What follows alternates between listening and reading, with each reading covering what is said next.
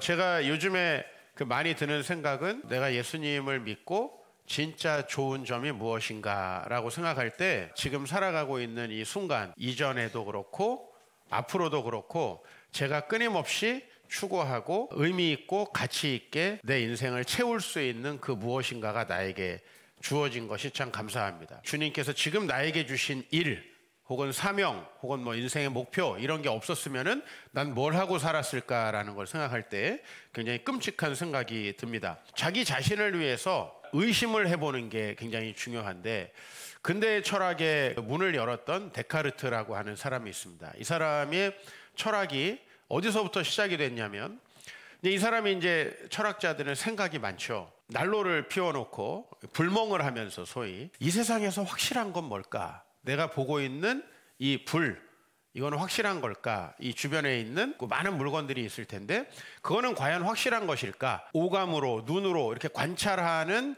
그리고 생각하는 것들은 과연 진짜 존재하는 건가? 라고 하는 것들을 의심하는 거예요. 어떻게 보면 돈도 안 되는 떡 하나 안 나오는 그런 생각들을 하다가 이제 어디에 도달하게 됐냐면 적어도 확실한 하나가 있는데 그게 뭐냐면 이렇게 생각을 하고 있다라는 나 자신이 확실하구나 라고 하는 거죠. 그러니까 거기서부터 이제 그 철학을 시작한 거죠. 그래서 이 유명한 명제가 만들어진 겁니다. 나는 생각한다, 고로 나는 존재한다. 그러니까 우리가 이건 생각을 많이 해라, 생각 없이 살지 말라 이런 얘기가 아니고 우리가 적어도 이 세상에 수많은 것들이 거짓이고 위선이고 나를 유혹하는 것들일진데 내가 진짜 확실하다고 여길 수 있는 것은 무엇인가? 거기에다가 이제 자기 철학을 쌓아 올린 거죠.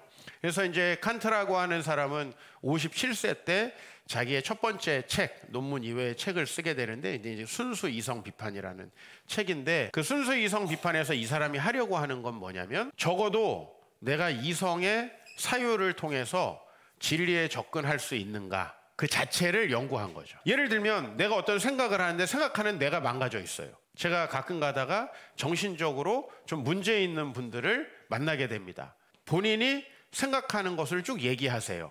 근데 그 생각하는 자신이 망가져 있어요. 그럼 사실 그 생각은 의미가 없는 것이죠.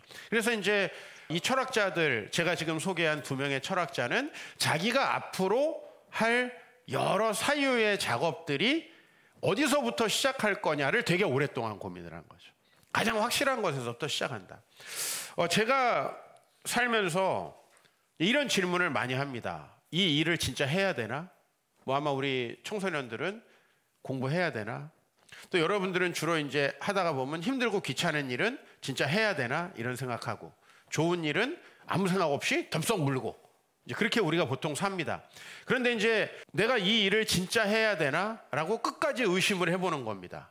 지금 방 정리를 오늘 아침에 하고 싶습니다. 근데 나는 이 방 정리를 굳이 해야 되는가? 누가 나한테 살을 빼라고 합니다. 나는 살을 진짜 빼야 되는가? 이 생각을 한번 해봐야 됩니다. 그게 진짜 내가 인생에 필요한 일인가?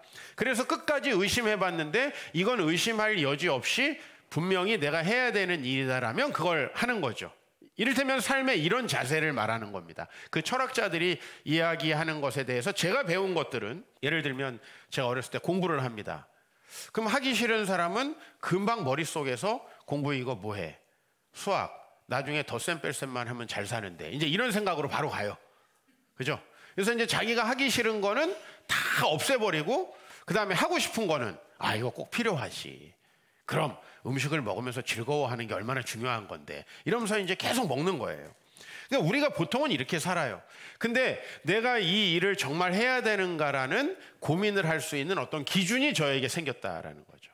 어렸을 때 공부를 할 때 공부를 열심히 하신 분들도 있고 아닌 분들도 계시죠. 근데 중요한 건 이거예요.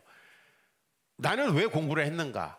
그리고 나는 왜 안 했는가? 그냥 하기 싫어서 핑계대고 안 한 사람 많이 힘드실 겁니다. 그 다음에 그냥 그거를 해야 되는 줄 알고 아니면 누가 압박해서 그거 안 하면 사람 취급을 못 받으니까 하신 분들은 계속 정체성에 혼란을 겪으실 겁니다. 하라는 것도 아니고 하지 말라는 것도 아니고 저는 웬만하면 그냥 하는 게 맞다라고 생각하는 사람입니다. 그러나 제가 공부에 대해서 생각할 때 나는 왜 공부를 해야 되는가? 20대에 저라는 사람이 이제 공동체에서 발가벗겨지면서 이제 소위 내가 영적으로 리더의 입장에 서야 되니까 사람들이 나에 대해서 평가하는 여러 평가들에 내가 노출되면서 과연 나는 더 성숙한 사람으로 변해가야 되는가 아니면 그냥 내 맘대로 살아가야 되는가 이런 고민들을 했고요. 그 다음에 중간중간에 포기하고 싶은 일들이 있었죠. 그럴 때 저는 이 질문을 하는 겁니다. 내가 이걸 진짜 해야 되는가? 라는 질문. 그 질문을 하고 또 하는 겁니다. 무한히 의심하는 거예요. 내가 불을 보고 있는데 이 불은 진짜 존재하는 건가? 내가 보고 있는 의자, 책상 이런 건 존재하는 건가? 라고 하는 거죠. 그랬을 때 이 사람은 뭐를 확실하게 생각하기로 했냐면 자기가 적어도 지금 생각하고 있다는 거. 그 생각하고 있는 자신의 존재만큼은 분명하다. 여기서부터 이제 시작한 것처럼 우리가 우리 많은 시간을 뭘로 채워야 될까? 그죠? 결국 사람들에게 시간 똑같이 주어지고 똑같은 기회들이 주어지는데 왜 우리의 삶은 굉장히 다르게 나타나는 걸까? 여러분의 미래는 앞으로 어떻게 될까? 지금처럼 살면 어떻게 될까? 라고 생각했을 때 이 질문이죠. 내가 진짜 이거 해야 되는 건가? 그죠? 그렇지 않으면 매일 집안을 정리하다가 내 인생을 다 허비할 수도 있습니다. 집안을 진짜 정리해야 되나요? 물론 청소하기 싫은 사람에게 지금 변명거리를 주는 게 아닙니다. 내가 진짜 그 일을 해야 되는가? 라고 하는 거죠. 아마 여러분 주변에서 뭘 하자라고 많이 이야기할 겁니다. 교수님을 만나면 야, 다시 학교로 돌아와서 박사과정을 하는 게 어떠니? 그 사람이 심지어 박사과정을 할 필요가 전혀 없는데도 불구하고 학교에 박사과정 학생들이 부족하니까 그런 얘기를 할 수 있습니다. 여러분들에게 어떤 비즈니스 하는 사람이 나타나서 혼자 하기 어려우니까 같이 하자고 할 수도 있습니다. 그리고 황금빛 미래를 그려줄 수도 있습니다.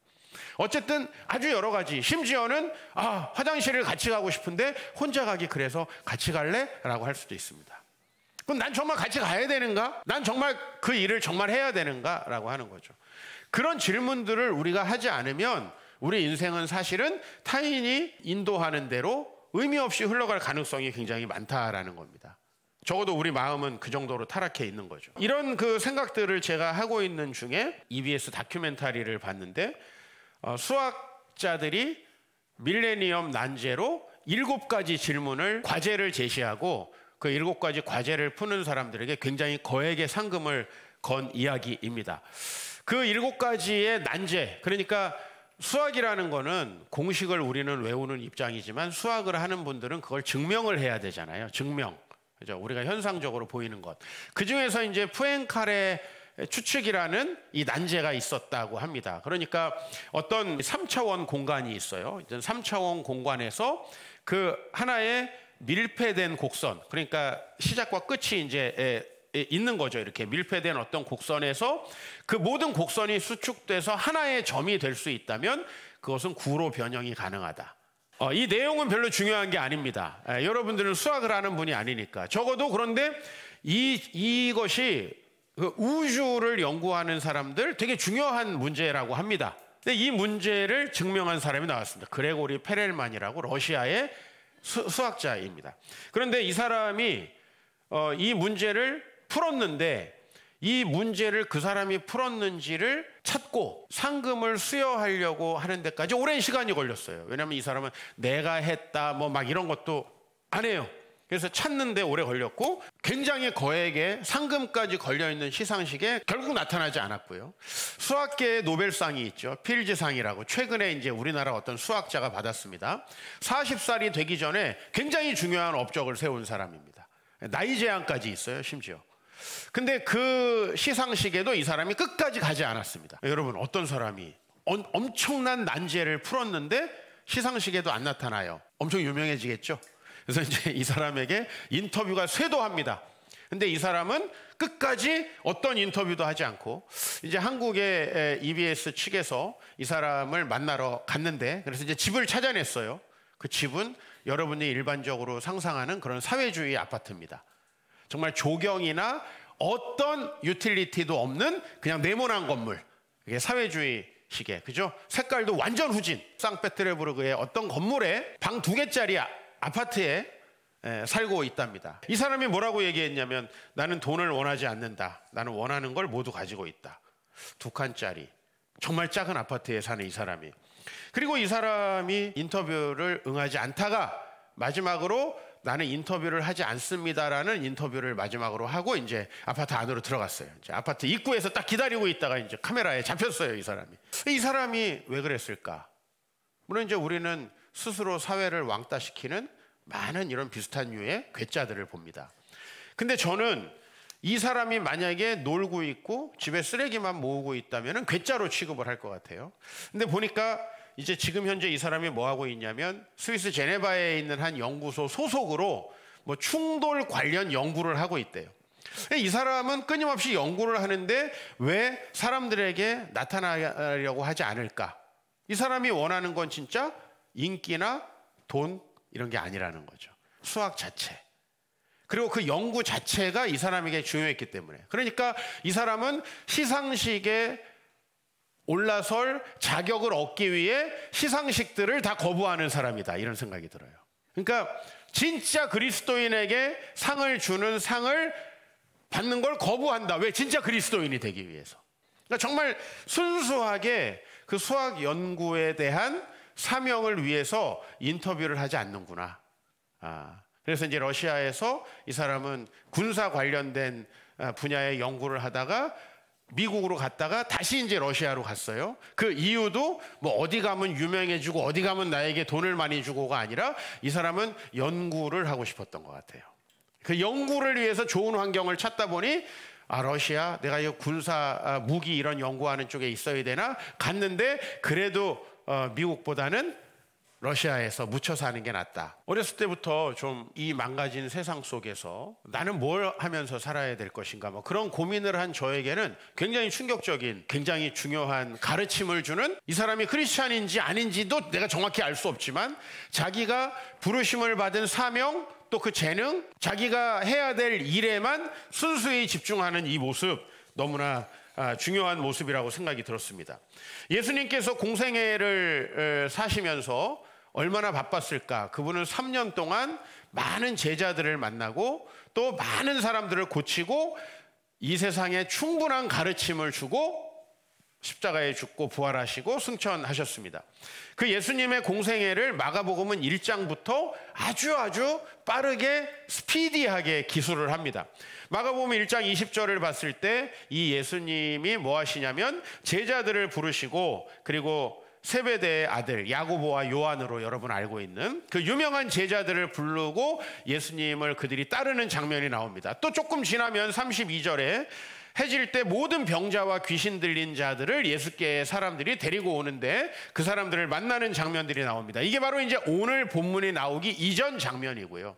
그 다음에 오늘 본문의 다음 장면에 바로 이 말씀이 나옵니다. 수일 후에 예수께서 다시 가버나움에 가셨는데 집에 계시다는 소문이 들려서 많은 사람들이 그를 찾아왔는데 여러분이 잘 아는 지붕을 뜯고 중풍병자를 달아서 내려보내는 그 일이 기록되어 있고요. 그 다음에 2장 13절에 가면 예수께서 바닷가에 다시 나가셨는데 큰 무리가 나와서 예수님이 가르치시는 것입니다. 얼마나 많은 사람들이 그를 찾고 그가 얼마나 많은 일이 있었는가라는 걸 생각했을 때 정말 뭐 우리가 예수님 앞에서 바쁘다고, 아이를 보느라 바쁘다고 그런 얘기를 할 때는 아닌 것 같아요. 그런데 그 중간에 굉장히 특이한 말씀이 나오는 거예요. 1장 35절. 제가 늘 기억하고 생각하고 인상적으로 생각하는 말씀이, 새벽 아직도 밝기 전에 예수께서 일어나 나가 한적한 곳으로 가사 거기서 기도하시더니. 보통 사람들이 언제 교회에 열심히 나오냐면 할 일이 없어졌을 때 열심히 나와요. 할 일이 없어졌을 때 그 시간들을 어떻게 할 수가 없어서. 뭐 오늘 여기 백수들을 저격하는 그런 설교는 절대 아닙니다. 교회라도 나오시니 전 참 감사하다는 생각이 듭니다. 어디 가겠어요? 우리가 신앙생활하는 양태, 우린 좀 바빠지면 보통 내가 좀 사회에서 좀 위치가 생기면 교회랑 멀어집니다. 일반적으로 그렇습니다. 그러니까 교회라는 장소는 약간 헐벗고 굶주릴 때 뭐 와가지고 좀 도움받을 수 있는 장소, 뭐 그렇게 사용되는 것도 나쁘지 않고요. 좋습니다. 그런데 예수님은 굉장히 바쁜 와중에 한적한 곳으로 가셔서 따로 시간을 굳이 마련하셔서 백수가 돼가지고 아무도 안 찾으니까 여기 오는 게 아니라, 또 우리가 사회생활을 엄청 열심히 하다가 나중에 나이 드시면 많은 분들이 교회를 열심히 나오시는 이유가 오늘 여기 나이 드신 분들을 얘기하는 게 아니고요. 할 일이 없어졌으니까. 그죠? 그래서 심지어는 교회를 매일 나오시기도 해요. 매일 나오시는 분들을 뭐라고 하는 건 절대 아닙니다. 그렇게 많은 분들이 신앙생활을 하십니다. 그러나 오늘 여기 예수님은 정말 바쁘시고 많은 일들을 하고 계시고 많은 사람들이 그를 찾는데 한적한 곳에 가서 기도하십니다. 2000년쯤입니다. 제가 이제 그 서울의 역삼동에서 사역을 할 때 마가복음을 선택해가지고 1년 동안 성경 공부를 한 적이 있습니다. 아직 이제 제가 책으로 내진 못했어요. 왜냐하면 저의 좀 독창적인 부분들만 남기고 좀 뭐 첨삭하고 해서 원고를 만져야 되는데 그럴 만한 시간이 없어가지고 그냥 미완의 원고로 있습니다. 근데 마가복음을 연구하면서 제일 기억에 남는 말씀은 이 말씀이었습니다. 왜냐하면 사람들의 일반적인 모습과 너무 다릅니다. 바쁘면 주일까지도 일부 예배 드리고 접대하러 골프 치러 갑니다. 우리는 그런 분들을 많이 봤습니다. 그런데 그게 아니라 예수님은 정말 바쁘신데 거기 가서 기도하시죠. 어떤 미국의 목사님의 그 책 제목도 생각이 납니다. 너무 바빠서 기도합니다. 왜 그러셨을까요? 왜 성공적인 사람들, 그리고 예수님 우리의 모델입니다. 그냥 성공적인 게 아니라 모델입니다. 왜 그분은 그러셨습니까? 제자들은 당연히 이 부분이 너무 이상합니다. 그래서 36절에 시몬 및 그와 함께 있는 자들이 예수님의 뒤를 따라가. 어디 가시는 거야? 지금 바쁘신데 어디를 가시는 거야? 그래서 모든 사람이 주님을 찾고 있습니다. 당신 이럴 때가 아닙니다라고 얘기합니다. 보통 우리는 언제 교회에 옵니까? 모든 사람이 날 떠났을 때. 그래서 우리 그 찬양 되게 좋잖아요. 온 세상 날 버려도 주 예수 안 버려. 온 세상에서 다 버림받고 마지막 갈 데가 없을 때, 주로 청년들이 언제 수련회 가요? 여자친구랑 헤어지고 오갈 데가 없을 때. 선교 언제 가요? 아무도 없을 때. 간절기에. 요 여자와 요 여자의 간절기라고 합니다. 요 남자와 요 남자의 사이의 간절기, 직장 다니고 다니는 사이의 간절기에 주로 선교 갑니다. 다음 주에 선교 신청받을 건데 이 말씀을 잊어버리고 그냥 하십시오. 간절기, 나 또 간절기인데 하나, 그런 생각을 하지 않으셔도 괜찮습니다. 거기서부터 출발하십시다. 또 바빠지면 어차피 안 할 거니까 간절기에라도. 그리고 예수님을 찾아갔는데 예수님 이렇게 말씀하십니다. 이르시되 우리가 가까운 다른 마을들로 가자. 거기서도 전도하리니 내가 이를 위하여 왔노라. 자, 이 말씀에 좀 집중하면 좋겠습니다. 내가 이를 위하여 왔노라. 그러니까 예수님은 왜 계속 그렇게 하셨냐면 아까 제가 말씀드린 자기 인생을 위한 의심이죠. 내가 이거 진짜 해야 되는가? 난 진짜 이것을 위해서 이 세상에 왔나? 여러분, 예수님과 똑같이 이 세상에 보내졌습니다. 하나님이 여러분들은 막 보내고 예수님은 소중하게 보낸 게 아니고 성경 말씀에 의하면 여러분 한 사람 한 사람을 하나님의 형상으로 창조하셔서 이 세상에 보내신 겁니다.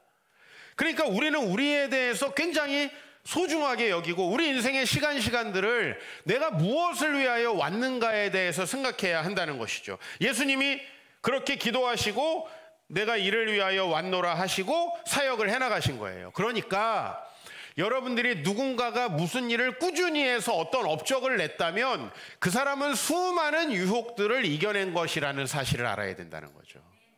어떤 사람이 또 다른 사람을 만나지 않고 한 사람과 꾸준히 사랑하면서 인생을 보냈다는 건 인기가 없어서가 아니라, 여러분 남편이 거지 같은 인간들이어서가 아니라 굉장히 많은 유혹들에도 불구하고 또 마음을 다잡고 내가 그렇지 우리 아내를 위해서 왔지. 뭐 비유를 들자면 그렇습니다.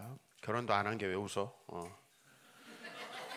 자신이 살아가는 이유가 되게 분명해진다. 웃을 타이밍이 있어요. 자기한테 해당할 때 웃으시면 좋겠어요. 이렇게 아멘도 그때 하시고. 사명이 분명해지는 거예요. 사명이. 그러니까 예수님이 왜 왔는가, 이거 되게 헷갈리지 않나요? 우리 인생이라는 게 그렇습니다. 나이가 좀 먹으면 정말 점점 되는 대로 사는 거예요. 물론 청소년 때도 그랬지만. 그렇게 우리가 살아가는데 왜 예수님은 초점이 되게 분명했느냐는 거죠. 왜 예수님 초점이 분명했냐? 바로 이 시간이라는 거예요. 예수님의 남은 공생에 십자가에서 죽으시고 부활하셔서 승천하시기까지 그 모든 시간이 왜 예수님은 단 3년 반 정도밖에 되지 않았는데 그분은 이 사역으로부터 이탈하지 않고 그 길을 지켰느냐는 거죠. 우리가 볼 때는 그냥 꾸준히 좋은 회사라서 오래 다녔습니까? 갈 데가 없어서? 그렇다면 여러분들 아마 별로 현실적이지 않습니다. 그러나 우리가 어떤 일에 꾸준히 한다면 얼마나 많은 유혹이 있나요? 어떤 일을 꾸준히 한다면. 저도 교회를 개척하고 초기에 많은 유혹을 했습니다. 물론 지금 입장에 보면 유혹입니다. 교회가 어차피 작고 사람도 별로 없는데 다른 교회로 가서 사역해라 라는 유혹입니다. 수많은 제안들이 있었습니다. 그런 제안들이 없이 그럼 제 내면에는요, 제 내면에도 포기하고 싶다라는 생각도 들었습니다. 이런 거 없이 여기까지 오지 않는다는 거죠. 우리 인생에 어떤 한 가지 일을 꾸준히 했다면 얼마나 많은 사람이 다른 일을 하라고 이야기하고 유혹했을까요? 그죠? 제가 아까 말했듯이 공부하는 게 어때요? 다른 교회 사역하는 게 어때요? 다른 방식으로 사역하는 게 어때요? 얼마든지 많은 일들이, 그리고 점점 더 많은 제안들이 저에게 있습니다. 그럴 때 예수님께서 이 주님과 가지셨던 quiet time, 이거는 저는 quality time이다. 이거야말로 우리 인생을 질적으로 바꿔놓는 그런 중요한 시간이다라는 거죠. 예수님께서 홀로 교제하면서 그 혼자 있는 시간에 인생이 결정된다는 거예요. 고등학교 때 친구들에게 욕을 좀 먹었습니다. 저는 학창시절 이렇게 공부만 하는 스타일이 아니에요. 뭐 얼굴부터 저는 공부하는 스타일은 아닙니다. 운동도 좋아하고 교제를 좋아하는 사람이고 말하는 걸 좋아하는 사람이기 때문에 친구들하고 열심히 놀았어요. 근데 나중에 친구들은 다 대학을 가지 못했어요. 그 진짜 나쁜 놈이죠. 친구들을 다 사지로 몰아놓고 나 혼자 대학을 가는. 그럼 내가 나쁜 놈인가? 차이는 어디에 있었느냐? 그 친구들과 함께 하지 않는 시간에 있었어요. 혼자 있는 시간에 우리 뭐 하는가라는 거예요. 다른 사람 만나서 그럭저럭 크리스찬인 척하는 거 어렵지 않습니다. 목사가 여러분들을 만나서 목사인 척하는 거 어렵지 않습니다. 그러나 홀로 있는 시간에 우리가 뭐 하느냐, 그 퀄리티 타임이 바로 우리 인생을 정한다라고 하는 겁니다. 많은 친구들이 저하고 놀고 집에 가서 잤더라고요. 저는 혼자 있는 시간에 꽤 열심히 제 스스로에 대해서 반성도 하고 해야 될 일도 찾고 나아간 것 같습니다. 오병이어의 기적 직후에 이제 예수님이 한창 상종가를 칠 때 이런 말씀이 나옵니다. 요한복음에. 그러므로 예수께서 그들이 와서 자기를 억지로 붙들어 임금으로 삼으려는 줄 아시고 다시 혼자 산으로 떠나가시더라. 보통은 누가 인기 있어서 찾으면 수련회, 예배, 누가 나에게 영업해 준다 그러면, 계약한다 그러면 예배고 뭐고 그거 다 뒤로 가는 거 아닙니까? 인생에 한참 잘 나갈 때, 예?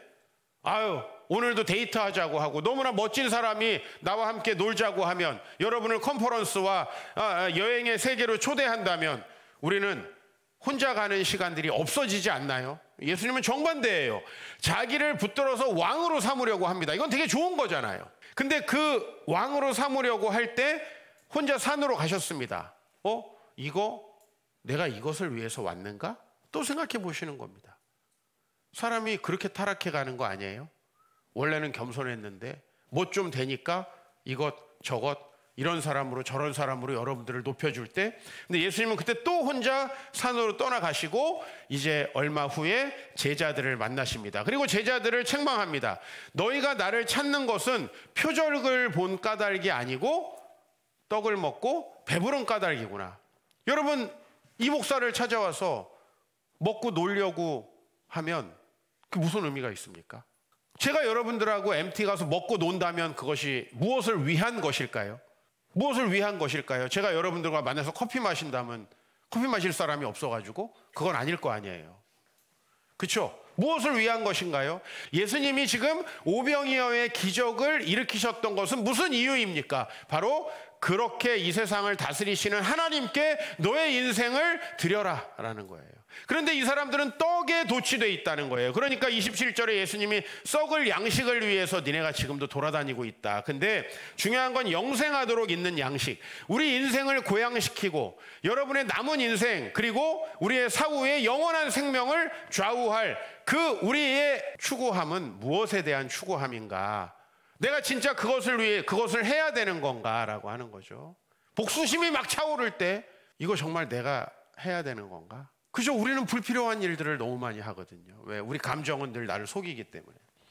사명을 위한 그 고독한 시간, 바로 이제 그 시간이 저는 여러분들에게 꼭 필요하다. 큐티라고 저는 하고 싶지 않습니다. 왜? 큐티는 이제 이 시대에 큐티집을 읽는 것으로 전락했기 때문에.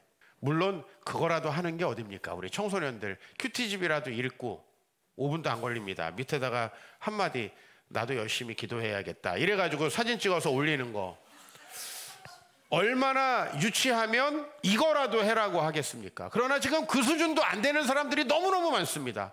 혼자 있으면 외로워서 쇼츠나 넘기고 있는 사람들이 얼마나 많느냐는 겁니다.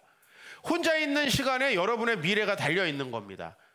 여러분들이 그 시간을 무의미하게 반복한다면 여러분은 지금과 비슷한 종류의 노동을 지금보다 훨씬 체력이 부족한 상태로 해야 됩니다. 그게 우리의 미래입니다. 그래서 여러분, 내가 지금 무엇을 하고 있는 건가? 이건 내가 진짜 해야 되는 일인가? 내가 지금 어디에 있는가? 그것을 위한 생각하는 시간이 필요하다는 겁니다. 이번 주에 저를 만든 시간들이 무엇일까? 신경숙 작가는 외딴방이라는 책을 썼는데 나는 무슨 장소가 나를 만들었을까에 대해 생각을 해봤습니다. 물론 1번은 교회입니다. 교회에서 예배드리고 말씀을 배우고 그리고 제가 교회에서 다른 사람들을 섬겼던 시간에 많이 성장한 것 같습니다. 그러나 교회를 제외하면 저는 육교위가 생각이 났습니다. 저는 굉장히 밤 시간을 많이 이용했습니다. 저희 집은 10평도 되지 않는 집이었고요. 벽을 하나 사이에 두고 엄마하고 우리 막내 동생 그리고 저하고 늘 코를 고는 오늘 기도한 그 장로가 저랑 같은 방에 있었습니다. 왜 제가 코 고는 걸 잘 아냐면요. 저는 밤에 주로 혼자의 시간을 가졌고 그 옆에서 이 친구가 자고 있었거든요. 그러니까 이 시간에 이게 얼마나 많이 들리겠어요. 코를 안 골게 하려고 뭐 발로 차보고 코를 막아보고 뭐 별별 짓들을 많이 해봤는데 제가 많이 갔던 장소가 바로 이제 저희 집에서 한 몇백 미터 떨어져 있는 육교위였습니다.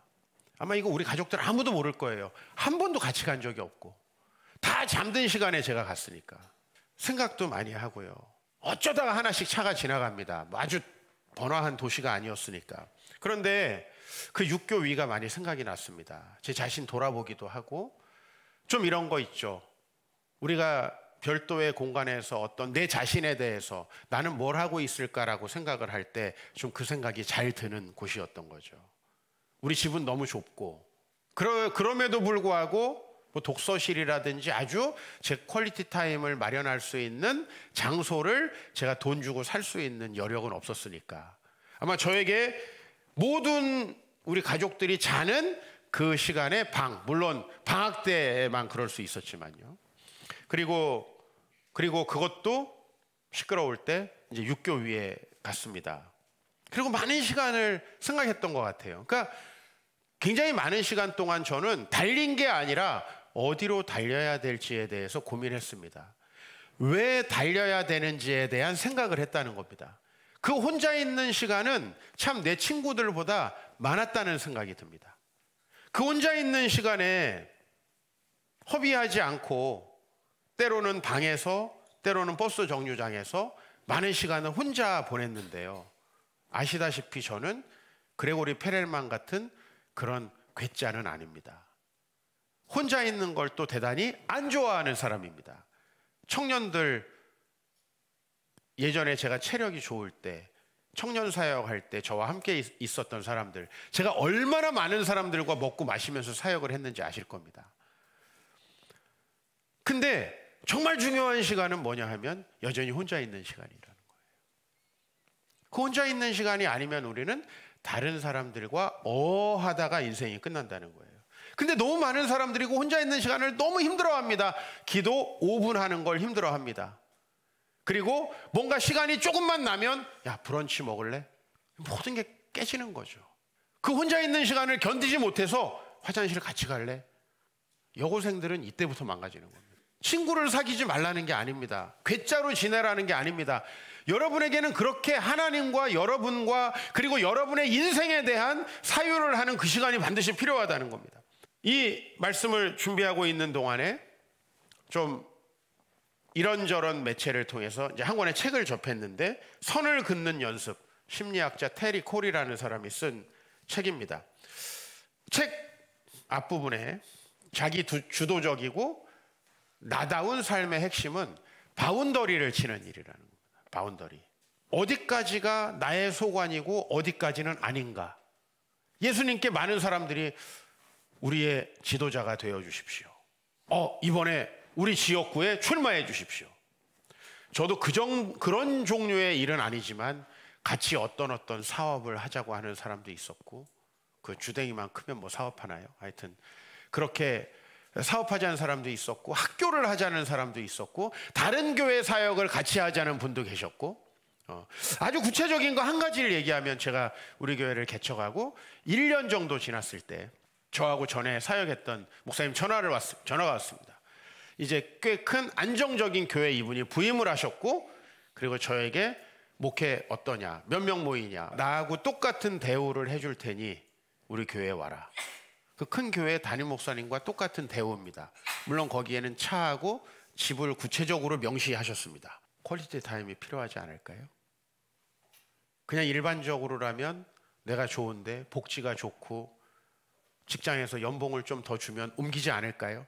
왜 제가 옮기지 않았냐면, 그건 저에게 주신 비전, 그건 내가 해야 될 일인가 라고 하는 끊임없는 의심입니다.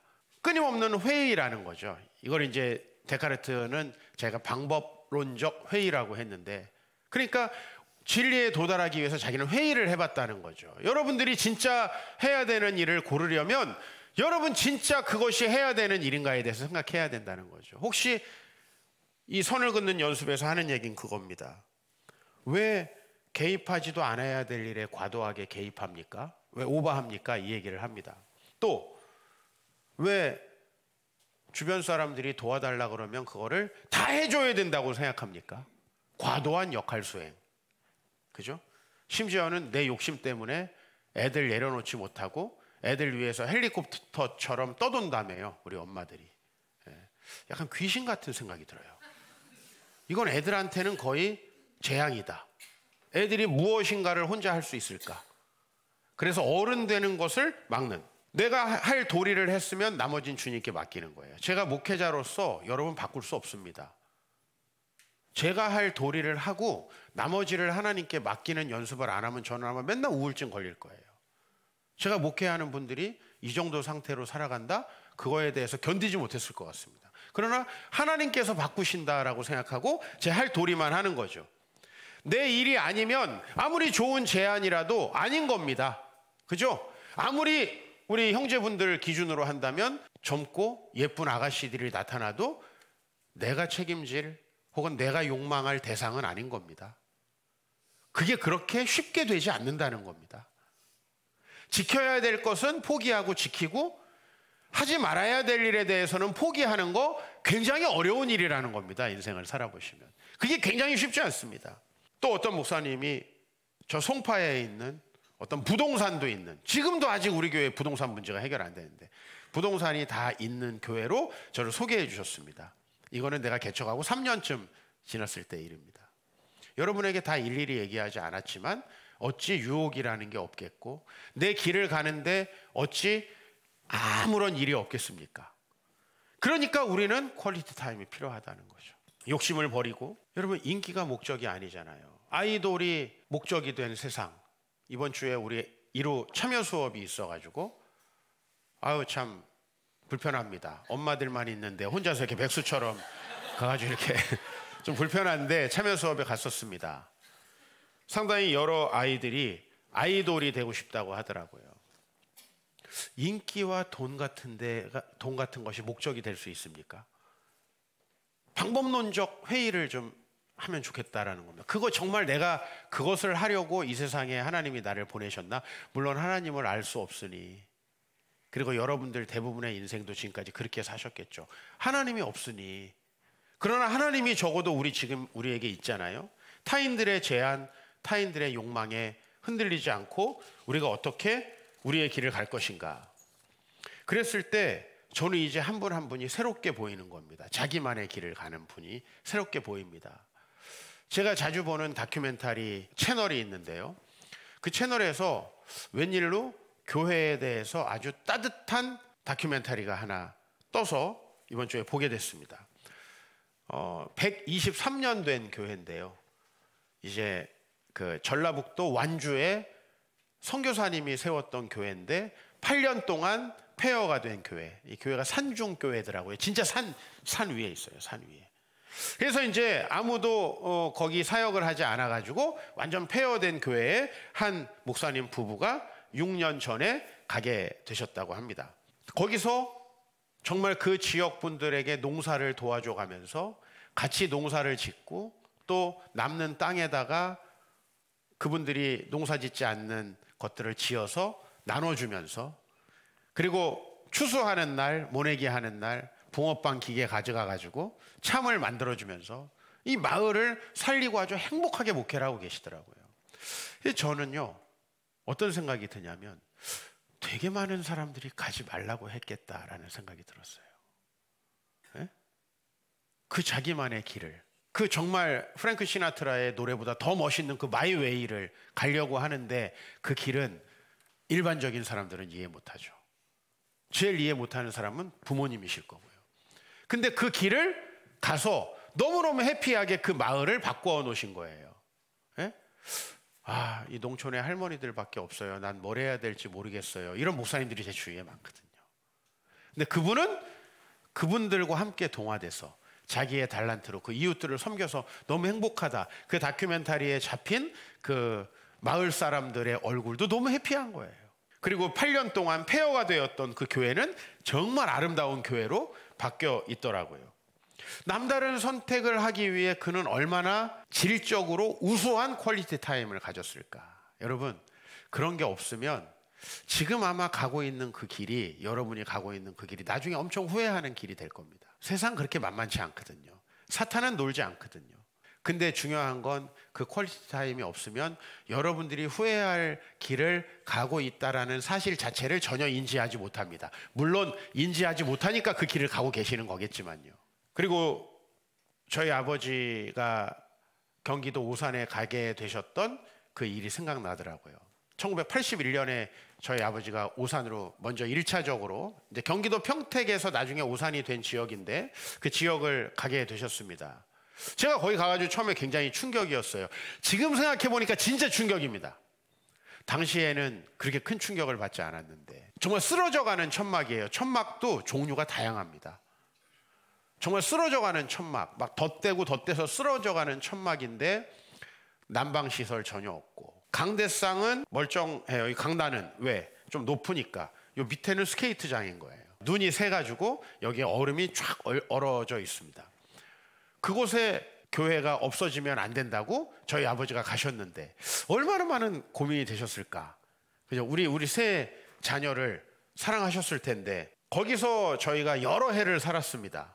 그런 결정들을 하셨는데요. 저는 어떻게 가셨을까라고 했을 때 그 사명을 위한 그 시간들이 있었기 때문에 그 일을 하셨고, 저는 여러분의 부모님 얘기를 많이 들었습니다. 돈은 많은데 타락하고 나중에 병들고 돈까지 잃어버린 분들의 이야기를 많이 들었습니다.